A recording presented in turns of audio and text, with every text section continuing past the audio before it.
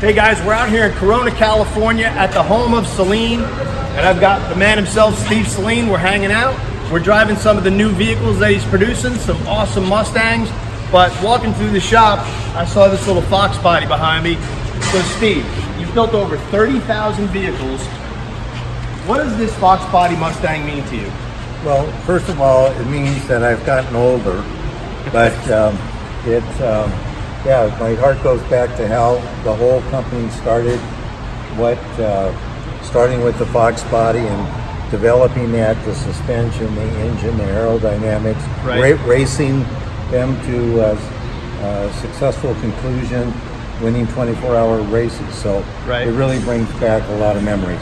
Yeah, this is an 88 Cabernet Red in really nice shape, actually. Yeah, it has original seats in it. All of the decals and the nameplates are all original on it, so it's in very good shape. Man, what do you think the odds are we could take this thing out for a spin? Well, because it's you, right? Probably pretty good. So, but I don't know if you can handle the horsepower. 225. It was 225, and in the day, that was a lot of horsepower. It was a lot of torque for that little 5.0 engine. Yes. So. All right, let's go for a spin. Okay. Good. Oh wow! You sit down way in this.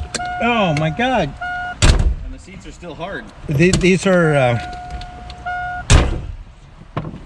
I always call these seats. I insulted. Like a wet blanket. What do you? Oh, cement hard was the actual adjective I used. It might be. We had seatbelts back then, right? Shoulder harnesses. Yeah. This is the 80s. You know, it's been a long time since I've actually driven a Foxbody? Yeah. More than 30 years, probably. Well, no, you drove one 2 years ago at the Barbary racetrack. That's true. You ready? Yep. You want sunglasses on or off? Whatever you're comfortable with. I say on. Let's go sunglasses on. Probably looks better, right? I don't know that matters. This is just all natural. Okay, here we go.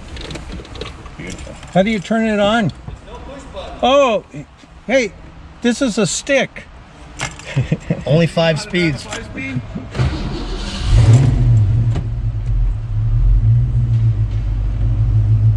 Jeez. Bringing back memories. Wow. Hopefully they're all good ones. Okay. Ready to go? Let's rock. Okay.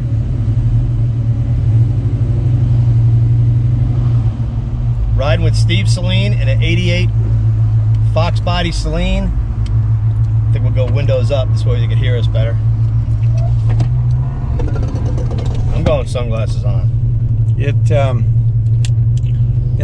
nice that it has power windows. It's a pure luxury and tilt wheel. So, what are your immediate takeaways? Because we did this yesterday with me driving in the white label Saleen. So now we're in the just Saleen Mustang. It's first of all is the engine or the cockpit feels really pretty comfortable. It has the right racing seats. The steering wheel feels really great on this. The shift knob is right and shifting on this. But my first impression when we just came out of the driveway was stepping on the brakes, and I realized, wow, that's a long brake pedal. And that brought back the memories of racing them to where one of the weaknesses we had was the brakes. Is stopping the car consistently in a 24-hour race. Well, they were so small. What was the brakes was really, really difficult to where you really actually use the other cars in front of you to help stop the car on their bumper, and you would learn to not use the brakes much at all, but the torque, not the horsepower, but the torque here, even in today's age, feels really pretty good. Right. And this feels very peppy, even by today's standards, primarily because the car was so light too. Yep. Well, Ford did something with this car that really hadn't been done in any muscle car. It had a really tall first gear, a 335 first gear, which muscle cars from the 60s and 70s had first gears in the 220s, you know, so you had a lot more gear ratio. Like you said, the car was light, and that long runner intake that makes the engine really efficient in the mid-range. So you had a lot of tip-in throttle response, a lot of torque for a smaller engine, and I think that's one of the things that really made these things a winner, whether it was road racing or drag racing. And then from my standpoint, the suspension on this is really very solid and very accurate. Just coming up, when you go to turn the wheel, the car responds. Right. It isn't mushy like even most of the cars today. This actually feels very much like a sports car, very similar to what the cars, the high-end sports cars today are.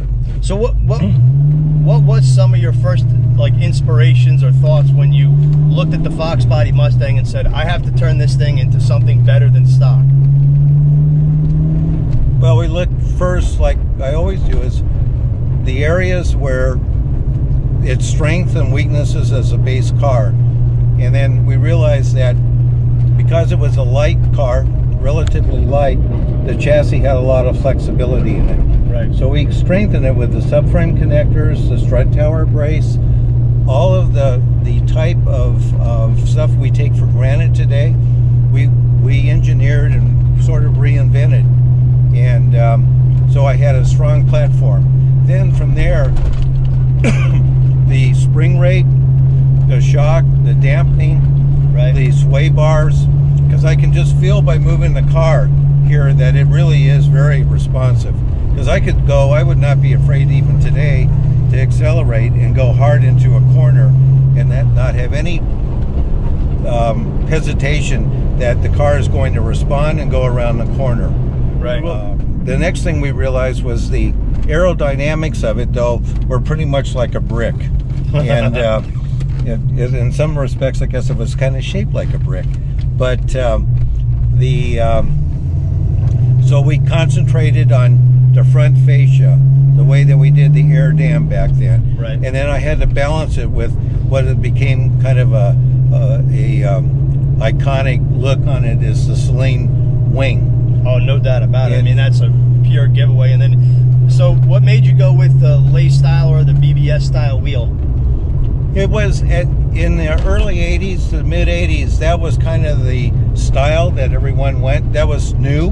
Right. It was exciting. It had good airflow for braking and the performance. It was relatively lightweight. So all of that was part of the whole design to improve the overall performance of the vehicle. Right. So now, in almost the entire run from 84 to 93 on this style of Foxbody Mustang or Fox platform, mainly hatchbacks. Why did you not go with a coupe? Well, they didn't. Aerodynamically, this was a better choice. Okay. Because I couldn't get the wing and the airflow correct over the roof of the car, and it tumbled too much as it went over the trunk. Gotcha. At least the hatchback gave me some downforce by having what we call a Saleen big wing on the back. Right. I had some ability to get downforce on the car. Classic Mustang, the Foxbody, everybody loves it. And riding with one of the iconic guys here, Steve Saleen, who this is the car that really put you on the map as far as Ford Mustang fans falling in love with your products. Yeah, but I can see today it is really a blast, and I can go ahead and step on it, and we have a short throw shifter in it. You feel the suspension on it is really exactly where you want to have it, and as I point into the road, and as I hit the apex, just the brakes are the only thing that I would say we've improved on since then. But everything else is really very good. I guess you got really good at heel-toe downshifting. Yes, I was going to say that you just saw us come to the stop here, and that gave you a good idea of how the heel-toe needed to work. That's awesome. And I haven't driven a Foxbody in a while, so I'm kind of feeling the urge. Yeah, so why don't I go back and we'll switch seats and you can give me your impressions. All right, it'd be awesome. Just looking around, I mean, it really, these cars are, you know, my first new car was a Foxbody Mustang, a 5.0, and the dealership I worked at the time sold Saleen Mustangs, and seeing them on the showroom floor and seeing them, you know, working on them in the shop, it was just something that you lusted after. I mean, it was such a better looking version of a stock Mustang or even a Mustang GT, in my opinion. The side striping, the styling, and I know you're talking about the aero functionality, but man, from a look standpoint, you got it right from the start. And the feel of the steering wheel is right too. I would just say that this, it actually, driving it makes you actually want to actually go fast, which is kind of unusual on a lot of cars, because you have the confidence to actually know that it's going to hold well in the corner and accelerate down the straight. Yeah, you're definitely going faster than I would be on this road right now, which is not making me nervous at all, but it's pretty cool actually. And the steering and everything was kind of numb feeling compared to today's cars. So improving the handling, improving the steering and all that had to be something that made you feel good as far as getting the performance package right on the car. Yeah, no, from a balance standpoint, right, this car is very well balanced on acceleration, point in, the transient of the weight transfer, all of that I would say as well. I don't know that I could improve on it. So why don't you try? All right. I'm actually amazed that the seatbelts still work. There's that Mustang click. It's been quite a while since I've driven a Foxbody. Is it really? Oh yeah, it's been a short while. But man, the few little Foxbody things I've done, even like the positioning of the foot pedals, the pedals. Wow. I gotta be honest with you, this may be the first time I've ever driven a Foxbody Saleen. Is it really? Yeah, it might be. Which would be kind of weird considering how many different Foxbodies I've driven. Nah, that's not possible. Yeah. So, I think from 94 up, I've probably driven every Saleen. This particular car, just even as a Foxbody being from 1988, which makes it, you know, 31 years old, is I don't think I got the door shut all the way, is solid as can be. There we go. Car feels really solid. yeah, amazing, isn't it? Yeah, and the point in, when you go around the corner, you can just feel how responsive it is. You get the seat right. I'm a little close. But as in driving performance, it's always important to get the seating position right. Oh, it's critical. Yeah, I can see all of a sudden, I see what you mean with the brake pedal. There's a lot of brake pedal. Yeah, the travel is incredible. Even though we put on four-wheel disc brakes with the 5 lugs in 87, it's still, in the racing, that was one of our gingerly areas that we had to baby a little bit in the longer races. I see what you mean with the steering too, because it feels that is, and it feels a lot better than some of the Foxbodies I've driven with the, you know, so much power assist that it just feels numb. This, you know, yeah, if you took this out on the course, you would go, well, I have all confidence that's going to go exactly where I want it to point, and I can actually put the delivery of the power down in a way that I would be comfortable with. Right, and the amount of power you have is balanced for the suspension and obviously the braking, you know. You know, and thinking back to like 1988, there was not quite as many aftermarket parts available, and even just suppliers. So was it difficult to get things like springs and shocks the way that you wanted them? Well, it's like today is really from the get-go, we've always done, every aspect has been designed in-house and then manufactured to our spec. We don't really go out and pick anything off the shelf. Everything had to be made for the specific performance, aerodynamics, and all of that, Right. which is what we do today, which is why we could build our own car with the S7, is that Right. was not as big of a jump as people think, because everything that we did on the Mustangs up until then was all designed in-house by ourselves. Right, and like the conversation we had earlier about the white label car that's just over $47,000 that has all that content.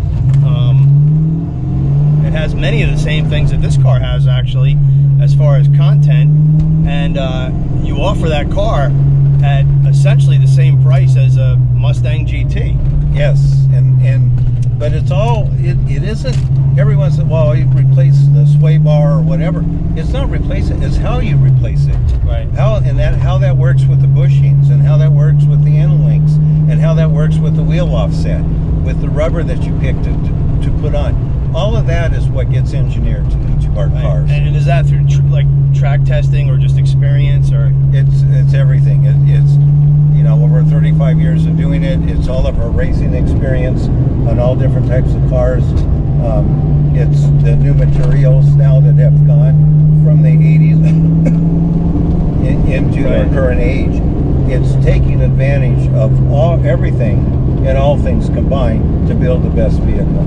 Right. Well, I mean, even thinking back to 1984, and you took this car, this Foxbody. What were your first impressions as far as like in '84 or earlier than that? Because you obviously started. When did you start really building the cars?